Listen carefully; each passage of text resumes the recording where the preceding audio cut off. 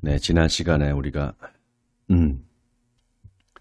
바울과 바나바의 전도하는 내용을 우리가 살펴보면서 안식일에 바울과 바나바가 이제 회당에 들어가서 유대인들을 향해서 복음을 전할 때 유대인들이 아주 적대적으로 나오면서 결국은 그 지방에 있는 경건한 부인들과 신의 유력자들을 이제 선동을 해서 이 둘을 쫓아내잖아요. 그리고 제자들이 이동을 해서 이고니온에서 이제 복음을 전하기 시작합니다.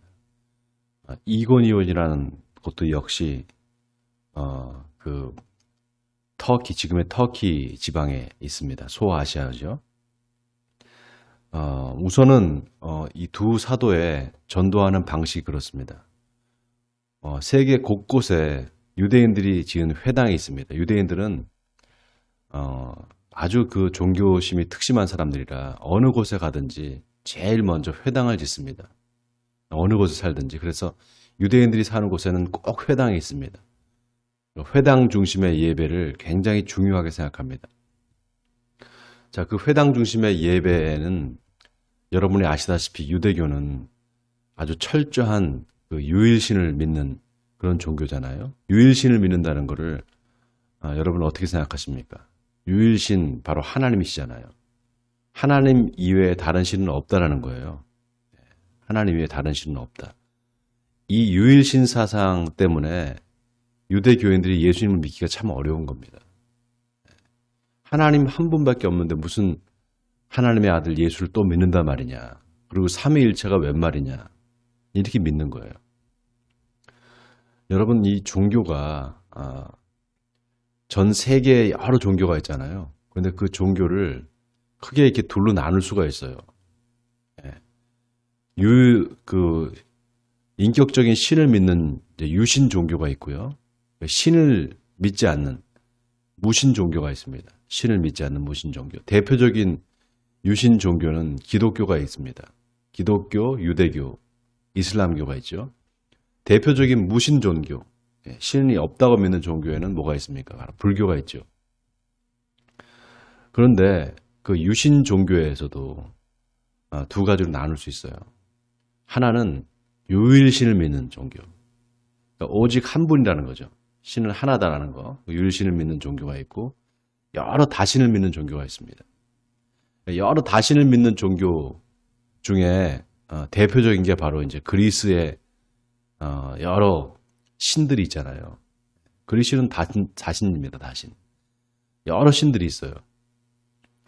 자, 오늘 이 본문을 자세히 보시면 유대인들은 결코 예수님을 믿을 수 없는 그 구조적으로 그런 게 이제 유일신을 믿기 때문에 예수님을 하나님으로 믿는다는 것은 이들한테는 뭐 참을 수 없는 그 하나님에 대한 모욕이고 신성 모독입니다. 그렇기 때문에 계속해서 이제 반대할 수밖에 없는 거죠. 오늘 본문에 보면 그 반대하는 게 어느 정도냐면은 사람들을 막 선동을 합니다. 선동을 해서 악감정을 품게 해요. 뭐 그렇게까지 할 필요가 있나 싶잖아요.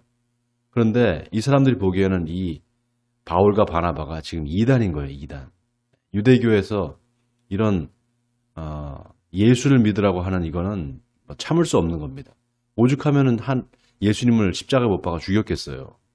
그리고 이제 예수 믿는 사람들을 다 잡아 죽이려고 하는 그런 마음을 가질 정도로 이 사람들한테는 아주 그 유일신앙이 뼈저리게 뼛속 깊이 그 유일신앙이 있는 거예요. 자, 이 유대인들의 방해에도 불구하고 바울과 바나바가 복음을 전하면 어쨌든 거기에 믿는 사람이 생깁니다. 놀랍게도. 그거는 하나님께서 그들 무리 중에 예수 믿는 사람들을 선택하셨다 이렇게 우리가 볼 수밖에 없습니다. 어쨌든 지난 시간에 우리가 봤잖아요.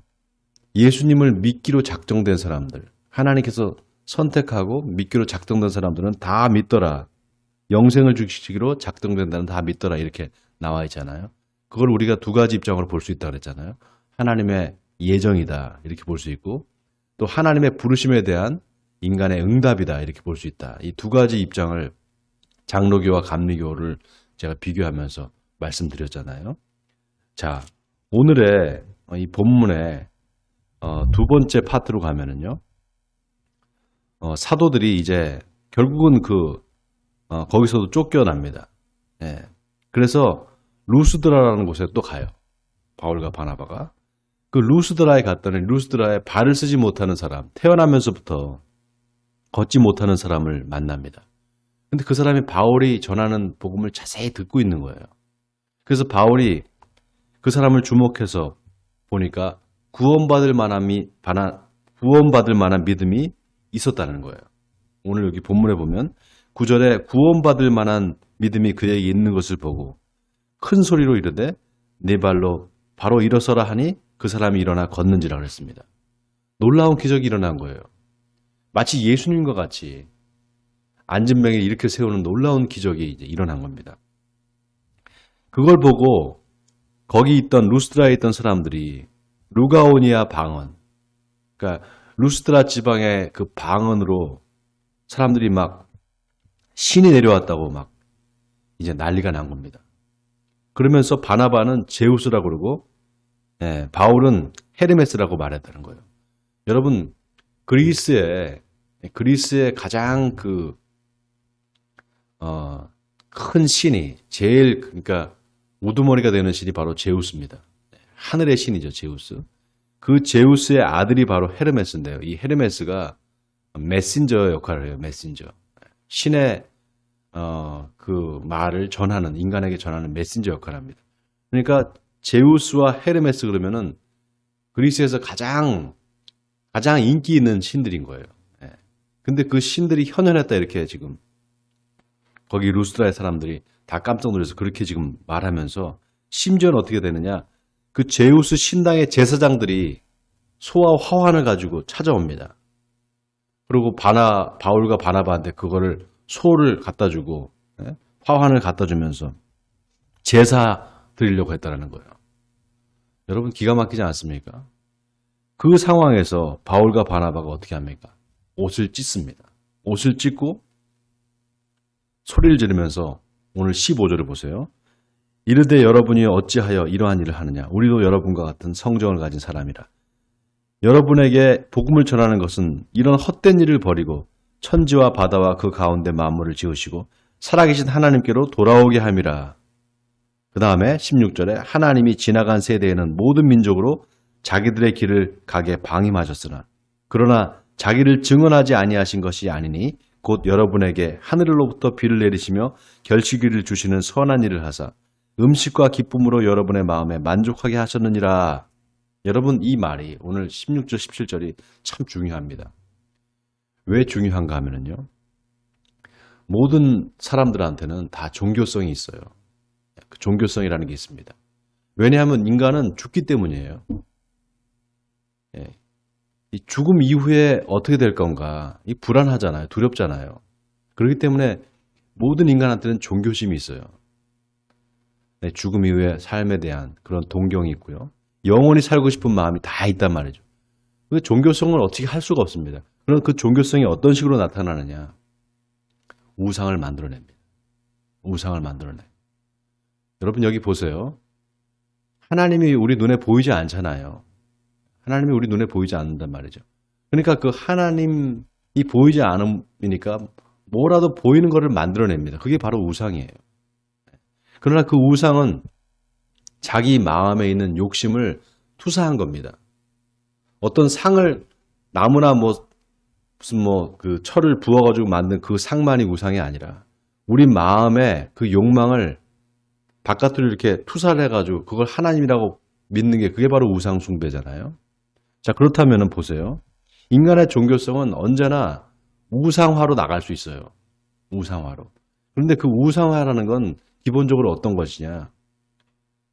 하나님이 인격적이라는 말을 여러분 하잖아요. 하나님이 인격적인 분이잖아. 우리의 기도를 들어주시고 우리의 기도에 응답하시는 분이란 말이죠. 그런 하나님의 인격성을 지나치게 강조하다 보면은요. 바로 우상화에 빠질 수 있어요. 왜 그러는가? 내가 인간으로서 갖고 있는 욕망이 있잖아요. 그 욕망을 자꾸 하나님한테 투사하는 거예요. 내가 기도하는 거, 내가 원하는 걸 하나님께서 다 들어주실 수 있는 분이라는 우리 믿음이 있단 말이죠. 그렇잖아요? 그런 믿음이 자칫하면은 내가 갖고 있는 그 욕망, 욕망을 하나님이 다 들어주실 거라는 이런 믿음으로 이게 변질이 됩니다. 내가 원하는 거, 내가 바라는 거를 다 들어줄 수 있는 그런 신? 그런 신이라면 그거는 우상이에요. 그렇지 않습니까? 하나님의 어떤 형상이라고 말할 수 있는 예수님을, 하나님의 온전한 형상이잖아, 예수님이. 그 예수님을 향해서 기도하면서 그 예수님한테 내 모든 욕망을 다 들어줄 거라고 생각하고 예수님을 자꾸 그렇게 믿는다고 하면 그 사람은 예수님을 믿는 게 아닌 거예요. 우상 숭배하고 있는 겁니다. 자, 그런 의미에서 이 우상화라는 건 어디서부터 비롯될 수 있느냐? 신을 너무 인격적으로 생각하는 거에서부터 시작될 수 있어요. 다시 말해서 하나님을 나랑 똑같이 생각하는 거예요. 나 같은 인간과 똑같은 분으로 생각하는 겁니다.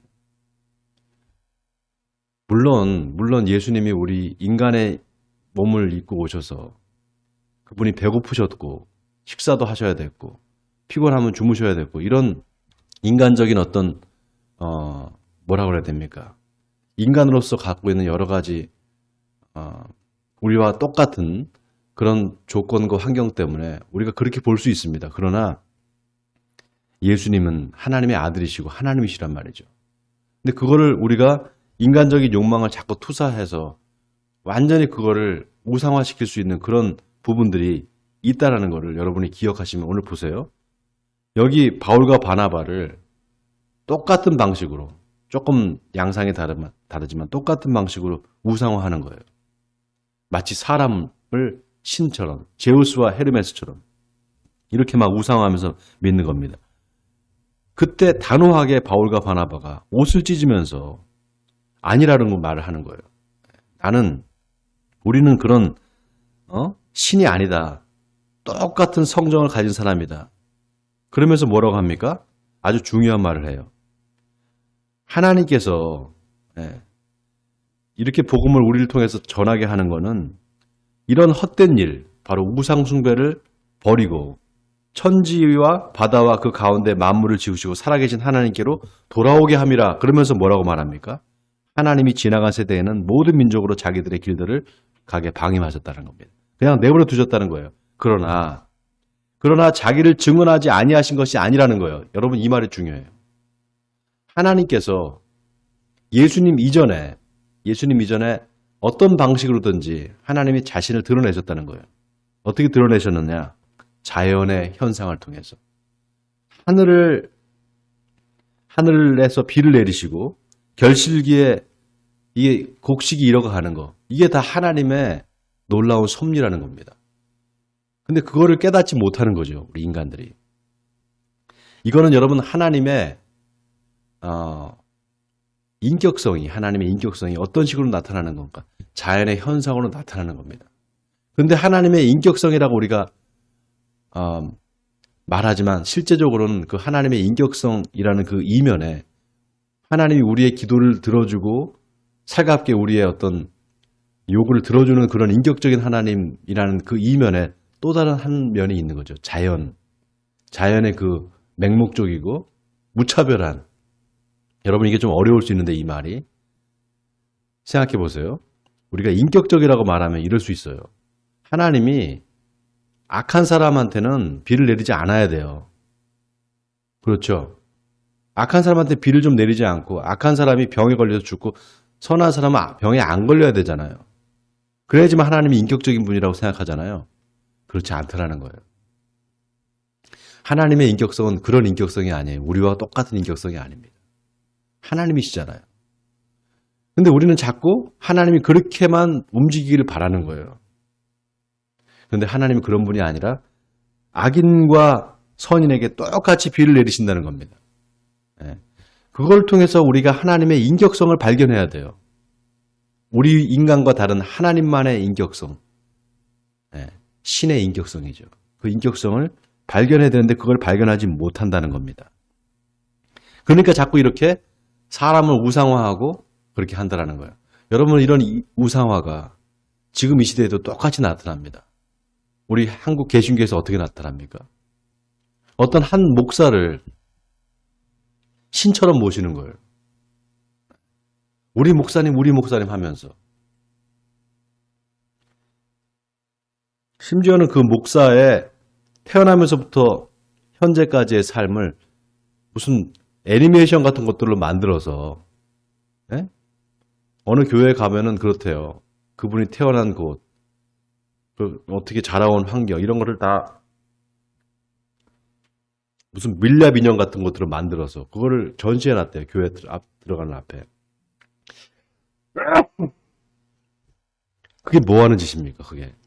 그게 바로 우상화잖아요, 우상화. 김일성하고 뭐가 달라요? 그런 짓을 하고 있는 거예요. 그런 짓을 하면서도 그 마음에 전혀 거리낌이 없는 겁니다. 오늘 바울과 바나바를 보세요. 옷을 찢잖아요. 옷을 찢는 겁니다. 왜 이런 일을 하느냐고. 네? 얼마나 그 마음이 답답하면 옷을 찢겠어요.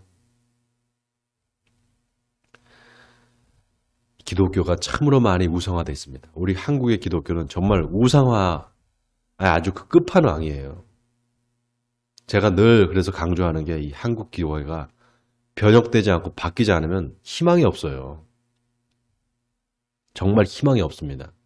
다 우상 숭배자로 다 지옥 갈 짓을 하고 있는 거예요, 지금. 여러분 이거 명심해 들으시기 바랍니다. 오늘 새벽에 제가 좀 강하게 말씀드리는데 하나님께서 오늘 이 본문을 통해서 우리에게 뭘 말씀하고 있는지 깨닫기를 바랍니다. 하나님의 그 인격성에 두 가지 측면, 자연적인 측면이 있다는 거. 자연적 측면, 바로 맹목적이고 무차별한 그 자연적인 측면을 하나님은 인격성으로 포함하고 계시다는 거. 그걸 우리가 기억해야 됩니다. 그럴 때 비로소 우리가 우상화에 빠지지 않게 돼요. 나랑 똑같이 생각하고 하나님 나랑 똑같은 분이다 이렇게 인간적으로 똑같은 분이다 이렇게 생각하면 우상화에 빠질 수 있습니다. 왜냐하면 내가 생각하는 욕망을 하나님께 투사해서 하나님도 그렇게 원하실 거라고 착각하기 때문입니다. 하나님 그런 분이 아니에요. 하나님은 그런 분이 아닙니다.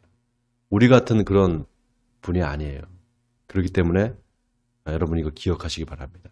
오늘 이 본문을 통해서 우리가 뭘 깨달아야 되는지, 하나님은 어떤 분인지, 우리가 왜 이 우상화를 철저히 배격해야 되는지 우리가 깨달아야 될 줄 믿습니다. 오늘 이 본문을 통해서 하나님께서 정말 어떤 분이신지 우리가 분명히 알고 그래서 바른 믿음을 가지고 하나님을 섬기는 저와 여러분이 되고 또 한국 교회가 되기를 주님의 이름으로 간절히 축원드립니다.